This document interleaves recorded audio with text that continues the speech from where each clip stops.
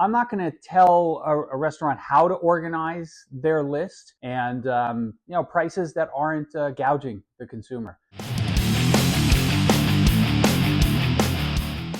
Hey, welcome back to Drinking It In. I am your host, Chris Casara. We are here to help you know more and drink better. In today's video, we're going to explore what I think makes a good wine list in a restaurant.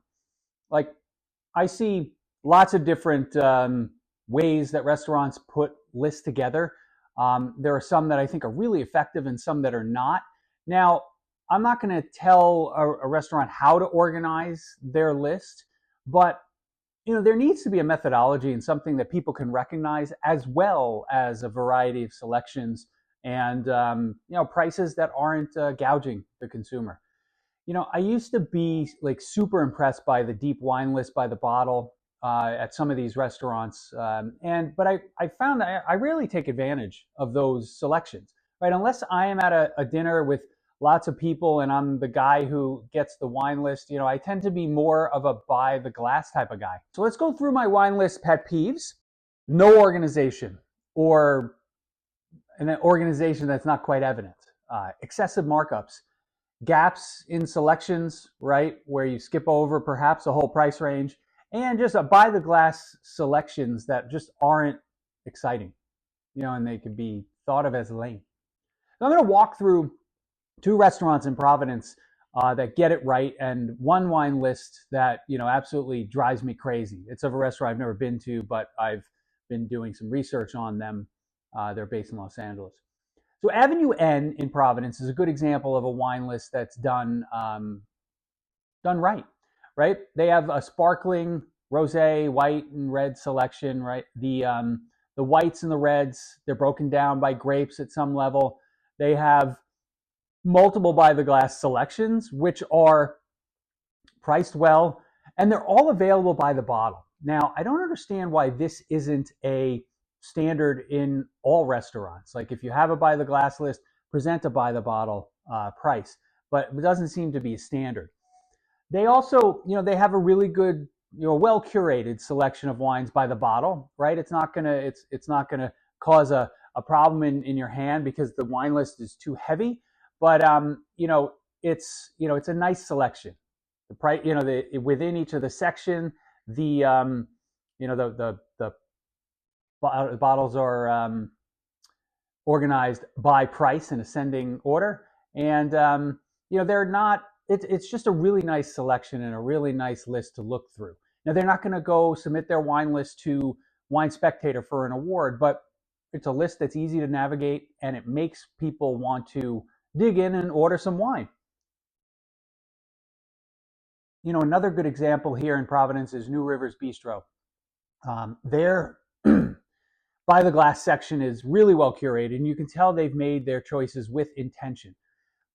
Some of the things are a bit off the beaten path, but they really know what they're doing, and they take you through to describe a wine, as needed. The full spectrum of light to full-bodied wines are on display here, as well as different styles. Now, could they offer another sparkling wine and rosé by the glass? Yeah, sure, they could, right? They only have one of each in this case. But the selections they put on their list are always so great, so you can trust that narrow selection will result in success for you as the customer. Like I said, these selections are made on purpose, and they put a lot of thought into what they offer.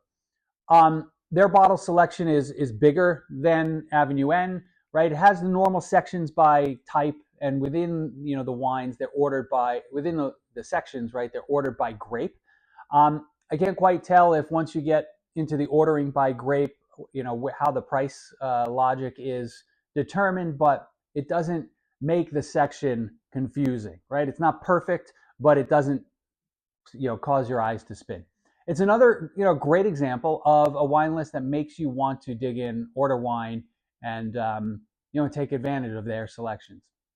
So now I want to shift to a wine list that just doesn't resonate with me, right? There's a restaurant that's in Los Angeles that I was doing some research on because I had heard about them, and I was looking at their incredible wine selection. They have a few sections, right, that are they're kind of like based on feel. And when you get into those, and when you finally get to the well group sections, the list of the wines is basically it's presented in a completely random order, right? If there's an order, I cannot figure it out.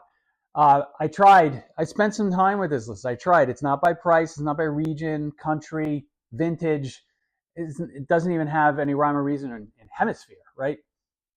So, if your list has a section that starts with a wine that's priced at like $180, ends with a wine that's priced at $60, but then has a $220 bottle, a $480 bottle, and a $900 bottle in the middle, that's a problem for me, right? If I can't figure out how you've organized your wine list, I think most consumers are just going to like look through it and just give up and feel intimidated.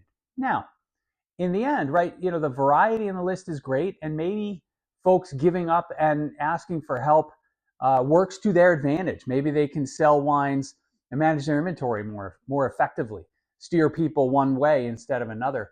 I've said that wine is a treasure hunt, but this is where I draw the line. If I cannot understand the rhyme or reason within your wine list, then it's just not for me. Hey, I'd love to know your thoughts on some restaurants either near you or across the nation that you think have a great wine program, have a great wine list, do a nice way of organizing the selections. I mean, let me know in the comments your thoughts, and I will see you again soon. Well, cheers with some seltzer today.